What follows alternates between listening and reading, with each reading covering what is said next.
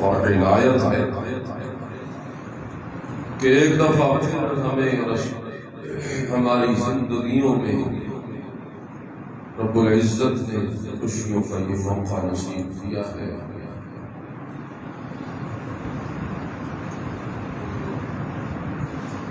میں تہہ دل سے مبارکباد پیش کرتا ہوں ان تمام فرزندان توحید کو جنہوں نے ماہ صیام کی رحمت والی اس کھیتی میں خوب کاشت کی، اپنے آنسو بہائے، صوم و صلات کے پابند رہے، صیام کی بھی پرواہ کرتے رہے، قیام کی بھی فکر کرتے رہے۔ رب العزت ان تمام نیک بختوں کی اس کوشش اور سعی کو ٹھکانے لگائے، اپنے دربار میں شرف قبولیت بخشے، اور جو اس ماہ صیام میں بھی بدبخت بنے رہے، رب العزت انہیں ہدایت نصیب فرمائے۔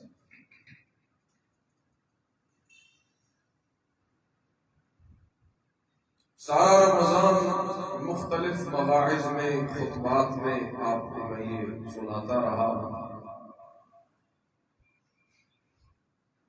کہ رمضان کے روزوں کی فرضیت کا جو مقصد اللہ نے ذکر کیا ہے وہ ہے لعلکم تتقون، تاکہ تم پرہیزگار بن جاؤ، یعنی اللہ کی نافرمانیاں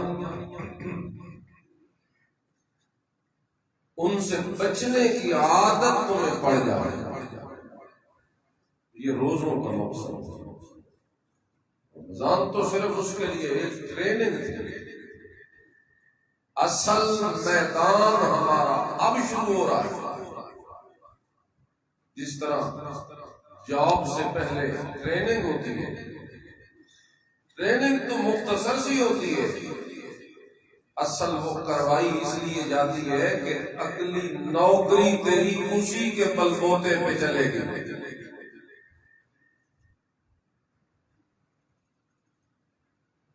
تو یہاں بھی بالکل وہی معاملہ ہے، ٹریننگ تو صرف 1 ماہ کی تھی، لیکن کروائی اس لیے ہے کہ اگلے 11 مہینے اسی کے بل بوتے پہ تم نے مسلمان بن کے رہنا ہے۔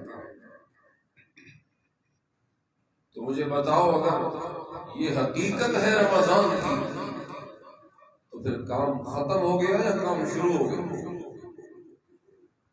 کام ختم نہیں ہوا، کام اب شروع ہوا، یعنی ٹریننگ لے کر اب تمہیں میدان میں اتارا جا رہا ہے۔ ادھر سے تمہارے دشمن کو بھی چھٹی مل گئی، انما یدعو حزبہ لیکونوا من اصحاب السعیر، وہ اپنے لاؤ لشکر سمیت اب میدان عمل میں اتر رہا ہے تمہارے مقابلے کے لیے۔ اور ادھر سے رب العزت تمہیں یہ پیغام دیتا ہے کہ اگر وہ اپنے لاؤ لشکر سمیت اتر چکا ہے تو اس کے مقابلہ کرنے کے لیے میرا بندہ میں نے بھی تجھے رمضان میں اسلحے سے لیس کر دیا۔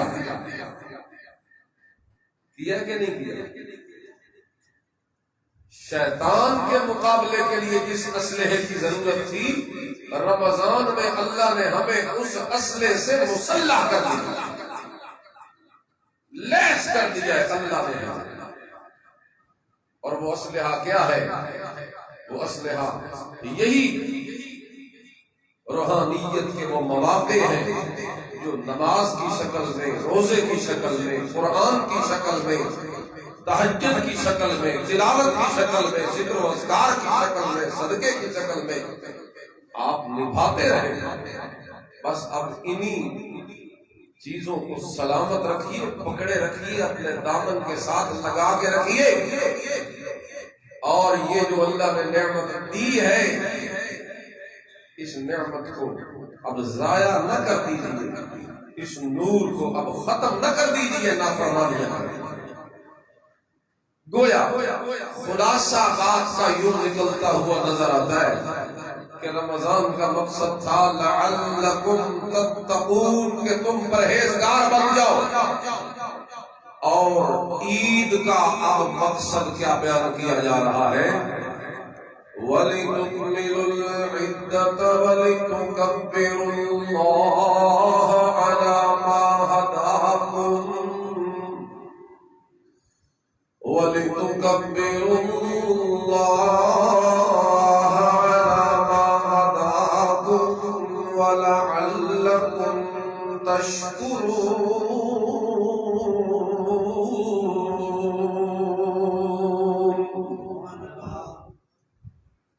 روزوں کا مقصد تھا لعلکم تتقون، اور عید کا مقصد بیان کیا لعلکم تشکرون۔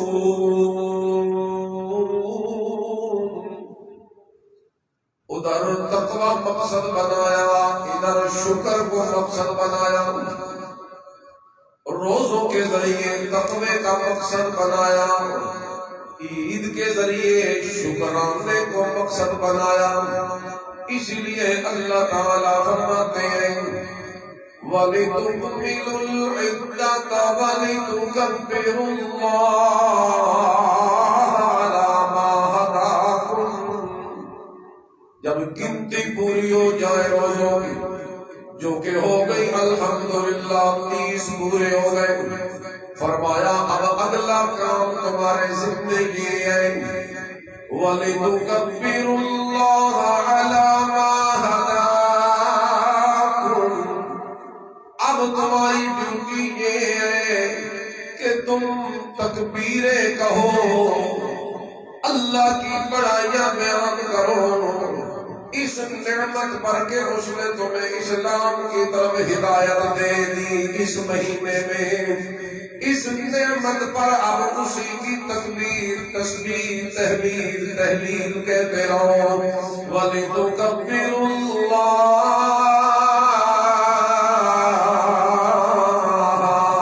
عَلَى مَا هَدَاكُمْ۔ اب تکبیر کہتے ہیں یعنی بڑائیاں اس کی ہم نے اس کے نعرے لگانے ہیں، اور آگے فرمایا اس کے بعد پھر اگلے 11 مہینے تمہارا کام یہ ہونا چاہیے لعلکم تشکرون۔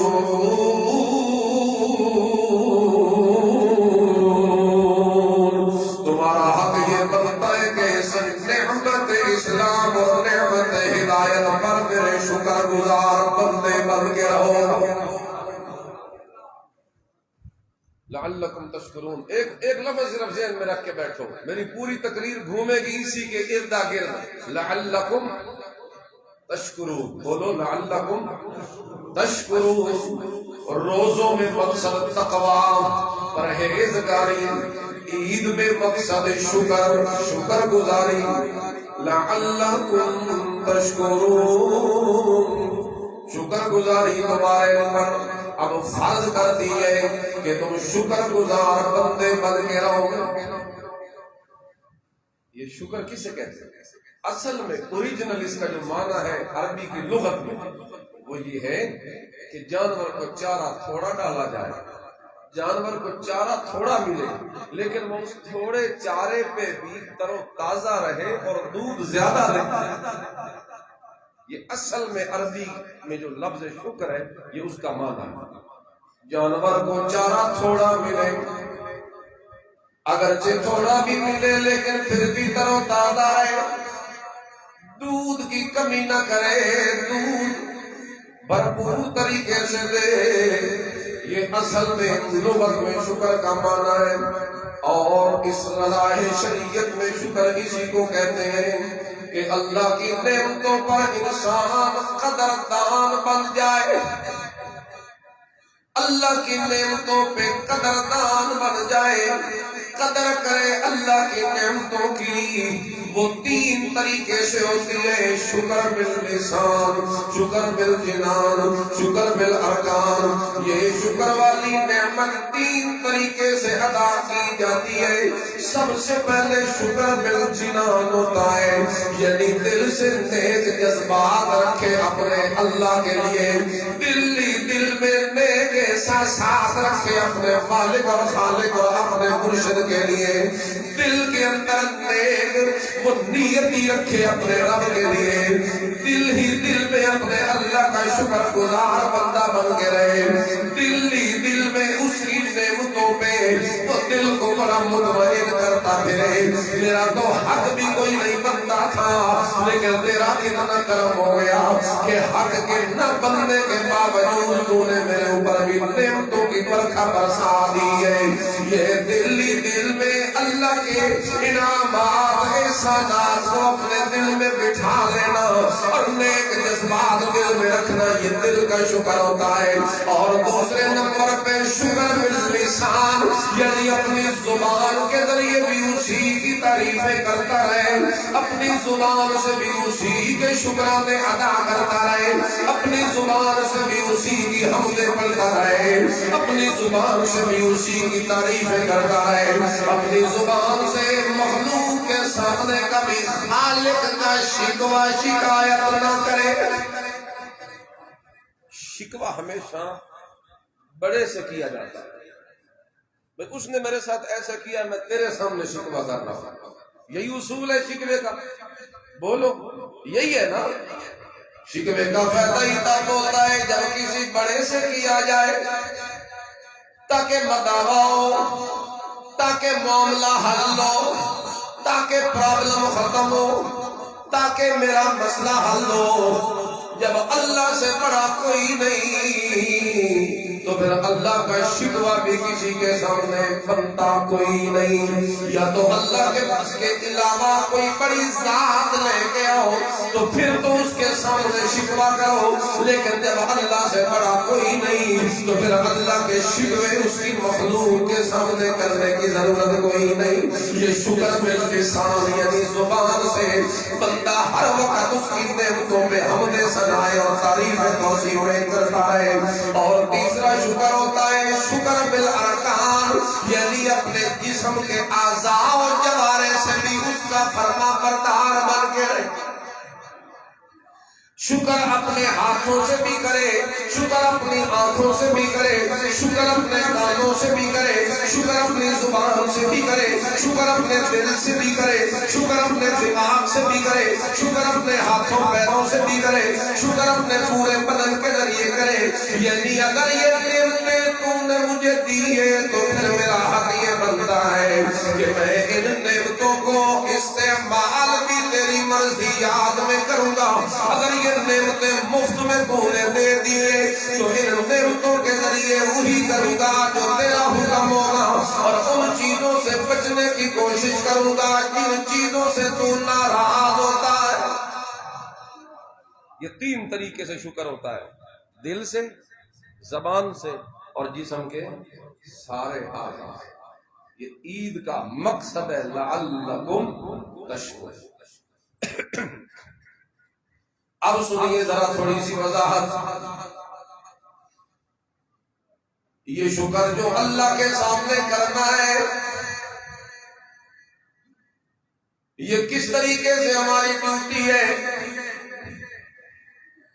اللہ بھی فرماتے ہیں لَئِن شَكَرْتُمْ لَأَزِيدَنَّكُمْ وَلَئِن كَفَرْتُمْ إِنَّ عَذَابِي لَشَدِيدٌ۔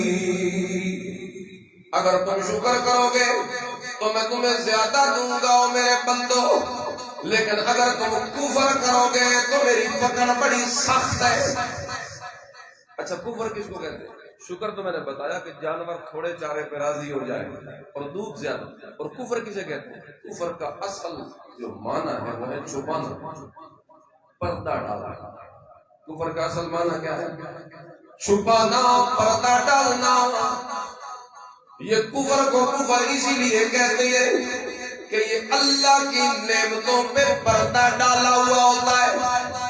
نعمتیں وہ دیتا ہے لیکن پردے ڈال کے احسان مند اس کا نہیں بنتا، احسان مند غیر اللہ کا بنتا ہے. یہ پردہ اللہ کی نعمتوں پہ ڈال کے دیتا وہ ہے لیکن شکرانے غیر اللہ کے ادا جب کیے جاتے ہیں تو اسے کفر کہا جاتا ہے، کفران نعمت کہا جاتا ہے. اس لیے میرے بھائیوں یہ عید کا مقصد ہے کہ شکرانہ ادا کیا جائے، دل و جان سے بندہ اللہ کا شکر گزار بندہ بن کے رہے، کیونکہ پچھلے جتنے بھی نیک بندے تھے وہ شکر گزار بن کے رہے. وَلَقَدْ آتَيْنَا لُقْمَانَ الْحِكْمَةَ أَنِ اشْكُرْ لِلَّهِ.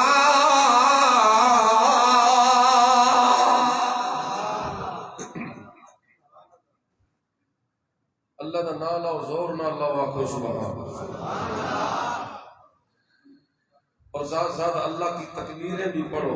اللہ اکبر، اللہ اکبر، لا الہ الا اللہ، واللہ اکبر، اللہ اکبر وللہ الحمد. ہم نے لقمان کو حکمت دی تو اسے بھی یہی کہا تھا کہ شکر کرنا میری ذات کا. اور جس وقت وہ لقمان اپنے بیٹے کو نصیحت اور وصیت کر رہے تھے وہ اپنے بیٹے کو بھی یہی نصیحت کر رہے تھے، اے میرا بیٹا اللہ کا شکر گزار بن کے رہنا. یا بنی لا تشرک باللہ ان الشرک لظلم عظیم. اور میرا بیٹا سب سے بڑا شکر یہ ہے اللہ کا کہ بندہ شرک نہ کرے، اور جو شرک کرتا ہے وہ سب سے بڑا ناشکرا ہوتا ہے. اس لیے کہ جو نعمتیں دینے والا ہے نعمتوں پہ وظیفے بھی اسی کے نام پہ پڑے جائیں. جو دودھ دینے والا ہے اس دودھ میں سے حصے بھی اسی کے نام پہ نکالے جائیں. جو جانور دینے والا ہے اس جانور میں سے قربانیاں بھی اسی کے نام پہ کی جائیں. جو باغات دینے والا ہے ان کے پھلوں میں سے حصہ بھی اسی کے نام کا نکالا جائے. جو مال دینے والا ہے اس میں سے زکات بھی اسی کے نام کی نکالی جائے. جو کھیتیاں اور اناج اور گندم اور فصلیں اگانے والا ہے اس میں سے بھی عشر اور حصے بھی اسی کے نام کے دے. مشرکین مکہ کا کرتوت اللہ نے قرآن میں یہ ذکر کیا. وَجَعَلُوا لِلَّهِ مِمَّا ذَرَأَ مِنَ الْحَرْثِ وَالْأَنْعَامِ نَصِيبًا فَقَالُوا هَذَا لِلَّهِ وَقَالُوا هَذَا لِلَّهِ وَهَذَا لِشُرَكَائِنَا. وہ کہتے تھے یہ جو ہمارے جانور اور کھیتیاں ہیں ان میں سے یہ حصہ اللہ کا ہو گیا اور یہ حصہ ہمارے معبودوں کا ہو گیا. یہ ان کا کام تھا. اور اللہ نے کہا یہ نہ شکری ہے، نہ شکری نہ کرو میرے شکر. شرک سب تو بڑی نہ شکری ہے کہ توحید پرستی سب سے بڑا شکر ہے. سمجھ رہے ہو؟ سب سے بڑی نہ شکری اللہ کی کیا ہے؟ زور سے کہو، شرک. کیا ہے؟ نعمتیں وہ دے اور اس کی نعمتوں پہ تعریفیں غیر اللہ کی پڑے، یہ بڑی ناشکری ہے. حالانکہ نعمت جب ملتی ہے تو شکر اللہ کا ہونا چاہیے. اللہ فرماتی ہے میرا ایک پیغمبر تھا سلیمان علیہ السلام، بڑی حکومت دی، بڑا روب دیا، بڑا دبدبا دیا. جنوں پہ بھی حکومت ہے، انسانوں پہ بھی حکومت ہے، پرندوں کی بولیاں بھی میں نے سکھا دی اپنے نبی کو. تخت بھی ہے میں نے ان کا ہوا ان کے تابع کر دی. ہوا کو حکم دیتے تخت کو اڑا اڑا کے مختلف علاقوں میں لے جاتی. ایک دن ایسا ہوا کہ حضرت سلیمان علیہ السلام کو ہدہد پرندہ آ کے کہنے لگا حضرت جی احط بما لم تحط به وجئتك من سبأ بنبأ یقین. آپ کو میں ایسے علاقے کی خبر دیتا ہوں کہ آپ کو بھی اس کا پتہ نہیں. فرمایا وہ کون سا علاقہ ہے جس کا مجھے پتہ نہیں؟ بادشاہی تو میری ہے۔ کہا میں ملک سبا سے آیا ہوں، وہاں ایک عورت حکمرانی کرتی ہے اور میں نے دیکھا ہے وجدتھا قومہا یسجدون للشمس من دون اللہ، وہ آپ کے جیتے جاگتے دنیا میں شرک کر رہے ہیں، سورج کی پرستار ہیں، سورج کی پوجا کر رہے ہیں، سورج کو سجدہ کر رہے ہیں۔ اس موقع پہ سلیمان علیہ السلام نے ارادہ کیا کہ میں ضرور اس شرک کو دنیا سے ختم کر کے رہوں گا، کہ شرک سب سے بڑی ناقدری ہے۔ اس موقع پہ سلیمان علیہ السلام نے فرمایا مجھے چاہیے اس کا تخت، وہ جس تخت پہ بیٹھ کے حکومت کرتی ہے میں اس تخت کو منگوانا چاہتا ہوں۔ چنانچہ ایک اٹھا اور کہنے لگا بڑا جن کہ میں ابھی لے کے آتا ہوں، ابھی آپ کی مجلس برخاست بھی نہیں ہوگی اور میں وہ تخت لے کے آ جاؤں گا۔ اس موقع پہ سلیمان علیہ السلام نے کہا بڑی دیر ہو جائے گی، مجھے جلدی چاہیے۔ اس موقع پہ قال الذی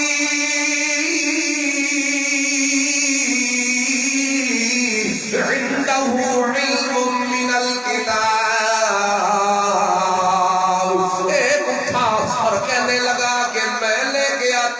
پلک جھپکنے سے بھی پہلے ابھی آیا، تخت لے کے آنا ہے۔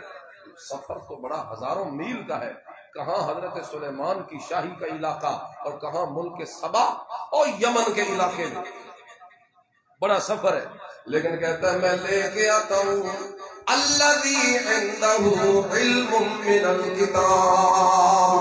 یہ کون تھا؟ کہتے ہیں کہ یہ وہ تھا جس کے پاس کتاب کا علم ہے، اور کتاب کا علم سب سے زیادہ جبریل فرشتے کے پاس ہے، وہ کتاب کو اتارنے والا ہے، تو اس سے مراد جبریل فرشتہ ہے۔ تو پلک جھپکنے سے پہلے لے کے آیا۔ کچھ لوگ کہتے ہیں یہاں سے مراد آصف بن برخیہ ہے، جو حضرت موسیٰ علیہ السلام کا صحابی ہے لیکن بڑا اللہ کا ولی ہے، تو یہ وہ ہے، وہ لے کے آیا ہے فوری پلک جھپکنے سے پہلے۔ اور پھر وہ لوگ وہاں سے اپنا مقصد نکالتے ہیں کہ جی ولی اتنی پاور ہوتی ہے ولی میں کہ وہ پلک جھپکنے سے پہلے تخت لا سکتا ہے، سانو پتر نہیں دے سکتا، سانو اولاد نہیں دے سکتا ہے، ہمیں عزت روزی نہیں دے سکتا، اس لیے ہم ولیوں سے مانگتے ہیں کہ وہ سب کچھ کرتے ہیں۔ اول سنیے گا، اگر کہو نا کہ اس سے مراد وہ آصف بن برخیہ آپ کا صحابی ہے، پھر مطلب یہ ہو گیا بھائی صحابی کی عظمت زیادہ ہو گئی اور نبی کی عظمت تھوڑی ہو گئی۔ بھائی وہ کم جڑا نبی کو نہیں ہو رہے اور صحابی کر رہے، یہ نہیں ہو سکتا۔ اس سے مراد جبریل فرشتہ ہے۔ اس سے مراد کون ہے؟ جبریل فرشتہ ہے۔ بہرحال جو بھی ہوا سو ہوا، جب وہ لے کے آیا اس موقع پہ کیا ہوا؟ سلیمان علیہ السلام کہتے ہیں لیبلونی اشکر ام اکفر، اللہ نے مجھے آزمایا ہے کہ میں اس کا شکر کرتا ہوں یا کفر کرتا ہوں۔ ومن شکر فإنما یشکر لنفسہ، جو شکر کرتا ہے تو اپنا فائدہ کرتا ہے۔ ومن کفر، اور جو کفر کرے گا میری نعمت کا تو اللہ بڑا بے پرواہ ہے اس بندے سے۔ اس لیے آج عید کا پیغام یہ دینا ہے آپ کو کہ شکر گزار بندے بن جائیے، اور شکر یہ ہوتا ہے کہ بندہ اس کی نعمتوں کی قدردانی کرے، نافرمانی نہ کرے۔ آنکھوں کا شکر یہ ہے کہ اس سے صحیح دیکھے، کانوں کا شکر یہ ہے اس سے صحیح سنے، ہاتھوں کا شکر یہ ہے کہ اس سے صحیح جگہ پورے بدن کے اعضاء کو اللہ کی مرضیات کے مطابق استعمال کرنے کا نام شکر ہے۔ اور اگر یہ اسے اللہ کی نافرمانی میں ہم نے استعمال کیا اپنے پورے بدن کو تو یہ کیا ہے؟ کفر، یہ کفر ہے۔ اللہ تو دونوں طریقے سے شکر ہو، اللہ کے معاملے میں بھی شکر ہو توحید پرستی سے، بندوں کے معاملے میں بھی شکر ہو احسان مند بند کے رہے بندوں کا۔ کوئی احسان کرے تو پردہ نہ ڈالے، اس کے احسان کا اظہار کرے، اس کے احسان کا اس کا اظہار کرے، اس کے احسان کو مانے، تسلیم کرے۔ احسان مند بندہ اللہ کو بھی پسند ہے اور احسان مندی اگر نہ رہے تو اللہ کی ناراضگی کا سبب بن جاتا ہے۔ اللہ اکبر کبیرہ۔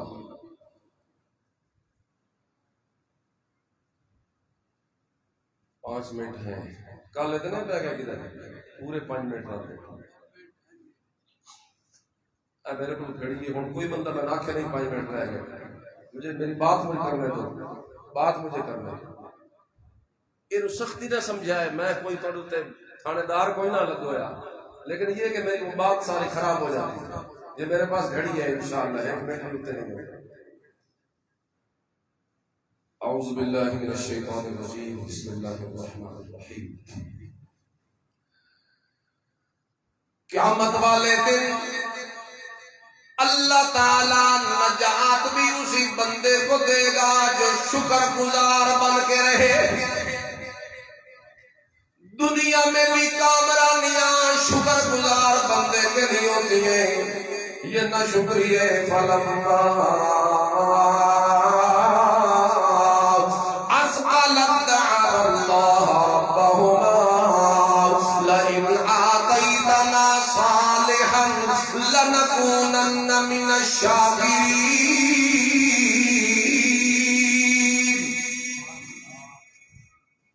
میاں بیوی اللہ سے دعا مانگتے ہیں اللہ بیٹا دے، تھوڑی سی امید لگی نا، پیٹ جب بوجھل ہونے لگا حمل، تو یہ کہتے ہیں تو ہمیں دے تاکہ ہم تیرے شکر گزار بندے۔ اللہ کہتے ہیں فلما آتاہما، جب میں دے دیتا ہوں تو جعلا لہ شرکاء فیما آتاہما، جب میں دے دیتا ہوں جب جمدہ پتر پیادر پیران دیتا اللہ کی نعمت میں کفر کرتے، دینے والا تو اللہ تھا لیکن پیران دیتا کہہ دیا، لکھا رکھ دیتیا غیر اللہ کے نام دے، ایک کفران نعمت ہے۔ اور اسی طرح مکے کے مشرک بھی اسی طرح کرتے تھے، ہوتے سمندری سفر میں طوفان آ جاتا، کشتی گھر جاتی، اس موقع پہ دعائیں کرتے آج جے تو سانو بچا لیا اسی تیرے بڑے شکر گزار بندے بڑھ کے رسا، اللہ طوفان ڈال دیتا۔ اللہ کہتے ہیں فلما نجاہم الی البر، جب میں انہیں خشکی میں لے کے آتا، اذا ہم یشرکون، پھر شرک کرنے لگے، پھر شرک کرنے لگے، اذا ہم یشرکون۔ بہرحال گفتگو کا مقصد یہ تھا، روزے آئے تقوی کا مقصد لے کر، عید آئی شکر کا مقصد لے کر۔ شکر 3 طریقے سے ہوتا ہے، دل سے، زبان سے، جسم کے اعضاء سے، اور شکر 2 طریقے سے کرنا ہے، ایک اللہ کے حق میں، ایک بندوں کے حق میں۔ اللہ کے حق میں شکر یہ ہے شرک نہ کیا جائے، بندوں کے حق میں شکر یہ ہے کہ احسان مند بن کے رہا جائے، ایک دوسرے کے انعامات احسانات کی قدر کی جائے۔ بس اللہ سے دعا ہے اللہ ہمیں شکر گزار بندہ بن کے رہنے کی توفیق نصیب فرمائے۔ وآخر دعوانا الحمدللہ رب العالمین۔ صفحہ درست ہے۔